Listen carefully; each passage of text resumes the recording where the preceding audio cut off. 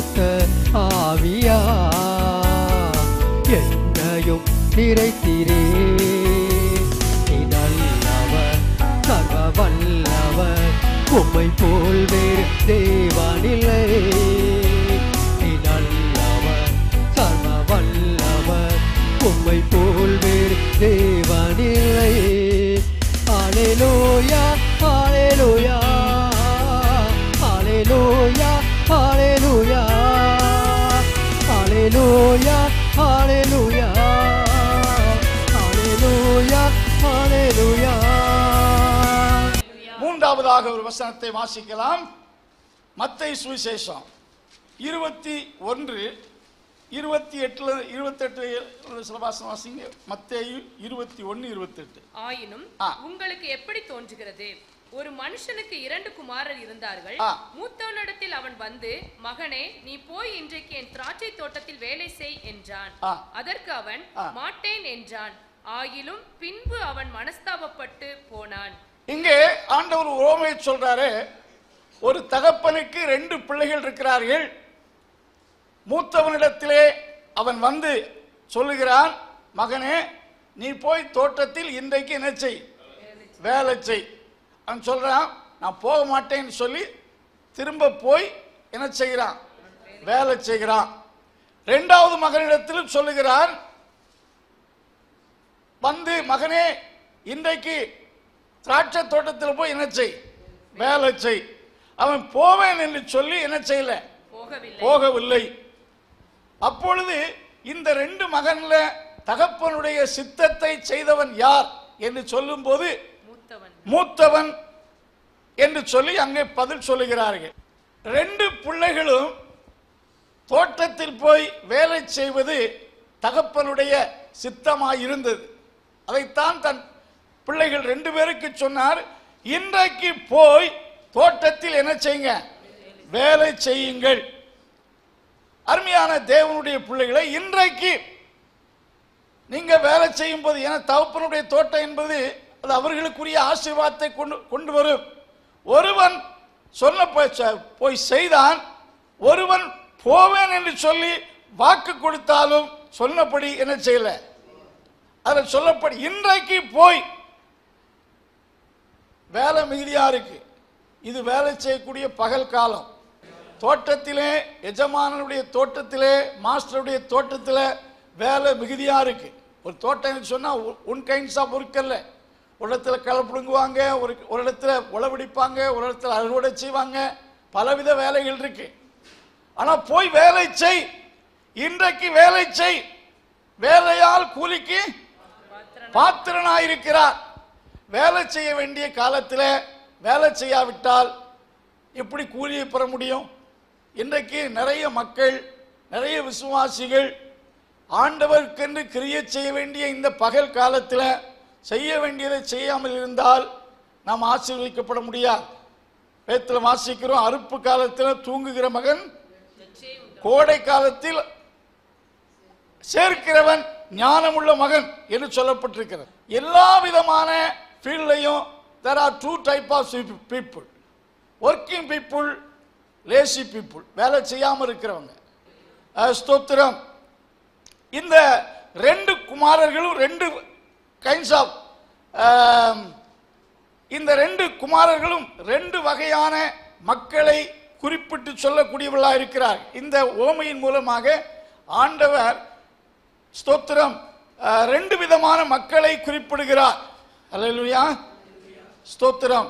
இது ஆண்டவருக்கென்று வேலை செய்யக்கூடிய நாட்கள். ஒவ்வொரு நாளும் நாம் ஆண்டவருக்காக பணி செய்ய வேண்டும். என்ன செய்யலாம்? வேலை மிகுதி. ஸோ இன்றைக்கு நாம் ஜெபிக்க வேண்டும், வேதத்தை வாசிக்கணும், ஆண்டவரை பற்றி சொல்லணும். தோட்டத்தில் பல வேலை. இன்றைக்கு வேலை செய் என்று கர்த்தர் சொல்வதை பார்க்கிறோம். நான் வேதத்தில் வாசிக்கிறோம், 1 கொரிந்தியர் 3:8 அவனவன் ஒவ்வொரு மனிதன், every man shall receive his own reward according to his work. அவனவன் செய்த வேலைக்கேற்ற கூலியை பெறுவான். ஸோ இன்றைக்கு நாம் ஆண்டவருக்காக ஏதாவது செய்தால்தான் நமக்கு நாளைக்கு மிகுந்த பலன் கிடைக்கக்கூடும். வேதத்தில் ரிவார்டு என்பது அவரவர் செய்த கிரியைகளுக்கு தக்கதாக என்று சொல்வதை பார்க்கிறோம். ஆண்டவர் ஒவ்வொருவரும் அவருக்கென்று வேலை செய்வதற்கான சந்தர்ப்பங்கள், வாய்ப்புகளை கண்டிப்பாக தருவார். நிறைய பேர் அந்த வாய்ப்பை பயன்படுத்துவார்கள், சிலர் பயன்படுத்தாமல் இருப்பார்கள். கர்த்தருக்கு மகிமை உண்டாவதாக. நெகேமியா காலத்தில் பெரிய அலங்கம் கட்ட வேண்டும், அது வேலை செய்ய வேண்டிய நாட்கள். ஆனால் பிரபுக்கள் எல்லாம் நீங்கள் 3:5 வாசிக்கிறோம், பிரபுக்கள் கர்த்தருடைய வேலைக்கு தங்கள் கழுத்தை என்ன செய்யல, கொடுக்கவில்லை என்று நெகேமியா 3 வாசிக்கிறோம். அதே நெகேமியா புஸ்தகத்தில் ஜனங்கள் வேலை செய்ய ஆவலாயிருந்தார்கள். அலங்கம் என்பது கர்த்தருடைய நகரத்தை சுற்றிலும் கட்டின ஒரு வேலை, அது கர்த்தருடைய வேலை. அந்த வேலையில பிரபுக்கள் அந்த வேலைக்கு கழுத்தை கொடுக்கவில்லை என்று சொன்னால் அவர்கள் வாஞ்சை காட்டவில்லை, ஜனங்கள் வேலை செய்ய ஆவலாயிருந்தார்கள். சோ கர்த்தருடைய வேலை நடந்தேறினது. ரோமர்கள் நிருபம் 16ஆம் அதிகாரத்திலே அப்போஸ்தலனாகிய பவுல் ஒவ்வொரு அநேக பெயர்களை, ஆண்கள் பெண்கள் பெயர்களை மென்ஷன் பண்ணுகிறார். அதுல கர்த்தருக்காக பிரயாசப்பட்ட பெபையால் என்ன செய்யுங்க, மிகவும் பிரயாசப்பட்டவர்கள் என்று சொல்லி அவர்கள் ஒவ்வொருவரையும் நினைவு கூர்ந்து அந்த அப்ரிசியேஷனை அங்கே பதிவு செய்வதை பார்க்கிறோம். நாம் கர்த்தருக்காக வேலை செய்யக்கூடிய நாட்கள் இது. நாம ஆண்டவருக்கென்று வேலை செய்யக்கூடிய அர்ப்பணிப்பு இருக்கும் என்றால், ஆண்டவர் தமக்கென்று வேலை செய்யக்கூடிய எந்த மக்களுக்கும் நல்ல நிலையை கட்டளையிடுவார். 1 தீமோத்தேயுவிலே வாசிக்கிறோம், உதவிக்காரருடைய ஊழியத்தை நன்றாய் செய்கிறவர்கள் தங்களுக்கு they shall obtain a good standing for themselves. தமக்கு ஊழியம் செய்கிறவர்களை பிதாவானவர் என்ன செய்வார், கனம் பண்ணுவார்.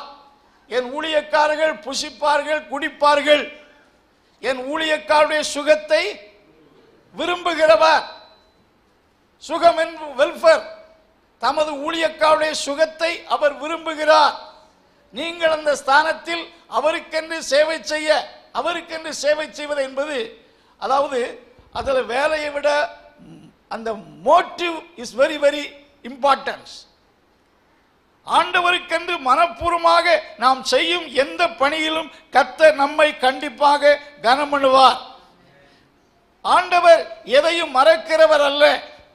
அவருடைய நாமத்துக்காக காண்பிக்கின்ற அன்பின் பிரயாசத்தை மறக்கிறதற்கு அவர் அநீதி உள்ளவர் அல்ல. இதெல்லாம் நமக்கு தெரிந்தாலும் ஆண்டவருக்காக நாம வேலை செய்வதற்கு வாய்ப்புகள் நமக்கு கொடுக்கப்படும் போது நாம் அதை அல்லத்தட்டி பயன்படுத்தாமல் இருக்கக்கூடாது. வாய்ப்புகள் என்பது எப்பொழுதுமே நமக்கு முன்பாக வருவதில்லை. வயசான நாட்களில் பலகீனமா இருக்கும், நமக்கே சேவை செய்ய அநேகர் வேண்டும். அப்பொழுது நாம் கர்த்தருக்காக என்ன செய்ய முடியும்? இது ஆண்டவருக்காக செயல்படுவதற்கான வாய்ப்புகள், சந்தர்ப்பங்கள் நமக்கு ஆண்டவர் தருகிற நாட்கள். தேவன் இன்று நம்ம பார்த்து சொல்லுகிறார், இன்றைக்கு எனக்காக வேலை செய். இதுல நாம வேலை செய்யக்கூடிய குமாரனாய் இருக்கிறோமா, அல்லது போவேன் என்று சொல்லி தகப்பனை ஏமாற்றக்கூடிய பிள்ளைகளா இருக்கிறோமா?